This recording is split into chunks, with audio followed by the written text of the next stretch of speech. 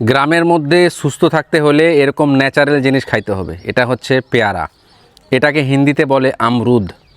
আর ঠিক এর পিছনে দেওয়ালের মধ্যে এই রকম গোবরের গোইঠা লাগানো আছে।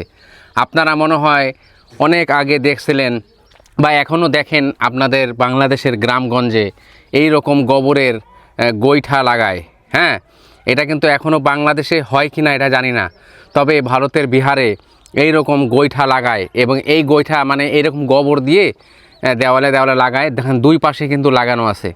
আর বাসার মধ্যে কিন্তু এরকম ছান দিয়ে, মানে এখানে পুরাতন যাদের বাসা তাদের বাসা কিন্তু এরকম ছান দিয়ে। আর এই গোইঠা মানে এই গোবরটা শুকানোর পরে এটা কিন্তু বিক্রি করে। তারপরে এইটা কি কাজে ব্যবহার করে সেটা বলি। এইটা হচ্ছে রান্নার যে চুলা আছে না, চুলায় আগুন ধরানোর জন্য এই গোইঠাগুলাকে ব্যবহার করা হয়। আপনারা